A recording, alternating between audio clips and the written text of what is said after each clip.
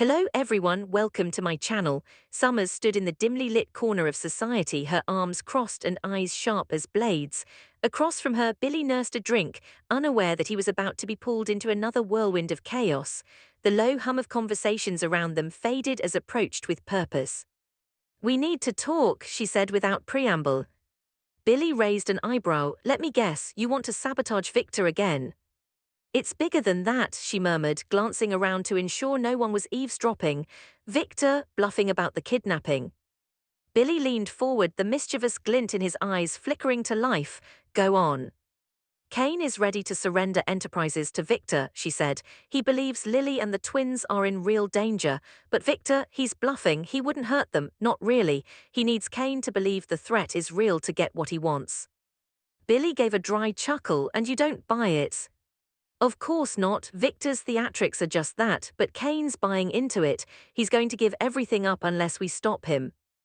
Billy, his glass against his bottom lip, intrigued. "So you want to swoop in and grab before Cane hands it off?" "I want to do more than that," she said. "I want to make sure my name is at the top, not Cane, not Victor's, mine." Billy was silent for a beat, then smirked. "You really are something else." "That's why you love me," she said, not missing a beat, "or at least why you used to." Billy's smirk faltered slightly as memories stirred.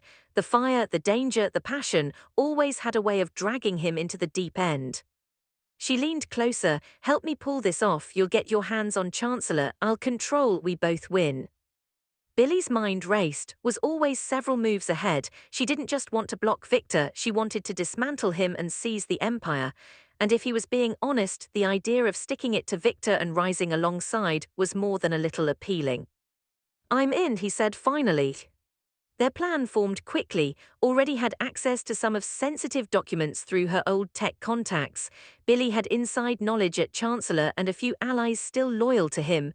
Together they could orchestrate a hostile one swift enough to disrupt Victor's chessboard. Meanwhile, Cane stood at the cabin, fingers trembling as he held a photo of Lily and the twins. The image looked peaceful, but Victor's threats echoed in his ears. Cane wasn't a man who trusted easily, but the fear of losing his family had cracked his resolve. The deal was simple: surrender Enterprises, and Victor would ensure Lily and the children came home unharmed. But deep down, something gnawed at him. Was he playing into a larger con? Back in Genoa City made her move. Using her leverage and a timed release of board votes, she inserted herself into the CEO chair with minimal resistance. It was surgical and fast. By the time Cane arrived to sign away control, the company was already out from under him. "What did you do?" Cane bellowed as he stormed into the building. "Didn't flinch. I saved from falling into Victor's trap, and yours." "You had no right." "I had every right," she snapped. "You were willing to give everything away because Victor said a few threatening words. You were going to destroy your own leverage." Cane clenched his fists, eyes burning with betrayal. "And Billy, what's he getting out of this?" Billy appeared behind, arms crossed. "I'm getting a company I can believe in." "And what about Lily?" Cane spat. "She's still out there, my family." "Victor never had them," interrupted. "They're safe, you've been played." The silence that followed was heavy. Kane's face paled as the weight of the truth settled. He had been manipulated.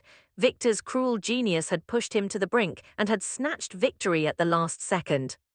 But the coup came at a cost. At the estate, Jack exploded with rage when he heard of Billy's involvement. "You handed Victor a weapon," Jack shouted. "He'll retaliate, and he won't stop with just or Chancellor." Billy's expression hardened. "Let him come, we're not kids anymore." "You're acting like one," Jack snapped. "Dragging into this, do you have any idea how this looks?" Meanwhile, Summer and Daniel confronted their mother. "You've gone too far this time," Daniel said coldly. "You're not saving anyone, you're just feeding your ego." "I saved this company from Victor's games," said. "No," Summer countered. "You turned yourself into everything you used to fight against." Was shaken but not defeated. She had walked through fire before, and this time she had power on her side. Still, the cost of alienating her children cut deeper than she let on. And in the midst of it all, Billy stood quietly beside her. He saw the cracks behind her defiance, the lonely ache she masked with bravado. They shared more than just ambition, they shared the isolation that came with being relentless. On Valentine's Day, Billy surprised with a bottle of wine and a simple note, "To the chaos we thrive in." She smiled despite herself. "Still mixing business with pleasure?" she asked.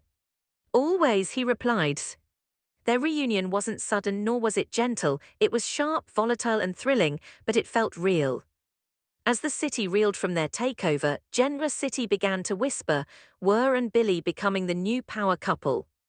Victor fumed in his office, rain slamming against the window as he stared at the headlines. He had underestimated them. But this wasn't over. Victor sat behind his massive mahogany desk, the thunder outside almost as loud as the rage brewing in his chest. Enterprises had slipped from his grasp, seized not by a corporate rival but by Summers of all people, and worse, Billy had helped her do it, two pests from his past now rising in tandem to challenge everything he built. Adam entered the office without knocking, tension rippling through his movements. "You saw the announcement?" Adam asked. Victor didn't speak for a long moment. He stared at the digital report glowing on his screen. Summers, interim CEO, confirmed by emergency board approval. "I underestimated her," Victor finally said. "That will not happen again." "You want me to handle it?" Adam offered, a glint of old menace in his voice. "No," Victor replied, steepling his fingers. "Let them settle into their stolen thrones, and then we take it all back." Meanwhile, and Billy was soaking in their hard-won victories. She moved into the office like she owned it, redesigning everything from the staff hierarchy to the office furniture. Her nameplate sat gleaming on the CEO desk. The world was watching, and she loved it. Billy, now in command at Chancellor, relished the moment. He had finally escaped the shadow of his father and sister. His decisions mattered now, and sharp, seductive, dangerous was right beside him. But power didn't come without consequences. At Crimson Lights, Sally Spectra sat alone reading the news on her phone. A photograph of Billy and at a press event made her stomach twist. Billy had barely spoken to her since Valentine's Day. She had prepared a night filled with candles and hope, but Billy never showed. It was over, she knew it. Over at the Grand Phoenix, Summer confronted one last time. "Do you even care how this affects us?" Summer asked. Turned slowly. "I care, but I won't apologize." "You could worked with us," Summer said, voice cracking, "but you always choose war." "Because I've never had the luxury of peace," replied. "Not with Victor, not with anyone." "You're becoming just like him." The words lingered long after Summer left. Billy, too, felt the shifting tides. Jack had distanced himself completely, leaving cold messages and corporate warnings. Victoria refused to let him see the kids for now, enraged at his betrayal of. "Is it worth it?" Billy asked one night as they sat on the rooftop of Enterprises, wine glasses in hand. "Is anything," she countered. "We've both lost things before, jobs, love, family, but we've never had this much power, this much control. We're pariahs now." She clinked her glass against his, pariahs with power. But not everyone was willing to sit idly by. Cane, still reeling from the betrayal, began to dig. If had used corporate to seize, maybe he could prove fraud. He called in, hired independent auditors, and started building a case. Meanwhile, Victor reached out too in an uncharacteristic show of vulnerability. "She's made a mockery of this family," he said, "of everything I've worked for." "And you underestimated her," said gently, "just like everyone else." Victor's eyes narrowed. "That ends now." His plan wasn't just retaliation, it was obliteration. He would discredit, expose her past crimes, and dismantle her board alliances, and he'd use someone close to her to do it. Daniel. Victor arranged a meeting at the ranch. Daniel arrived, cautious but curious. "I know you're angry with your mother," Victor said, "but if we work together we can stop her before she crashes everything and takes you down with her." Daniel hesitated. He didn't want to hurt his mother, but he also didn't want to watch her become a tyrant. "What do you want from me?" "Information, leverage, and when the time is right, I want you to help me take her down from the inside." At Chancellor, Billy began to see the cracks forming. Morale was shaky, the board was split, and he was losing sleep, wondering if it had gone too far even for him. When he brought it up, she laughed it off. "You wanted this, you fought for it."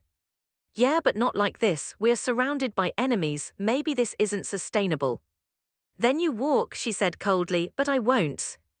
Billy stared at her, heart sinking. The fire that once drew him in now looked like a wildfire that might burn them both down. And that fire kept growing.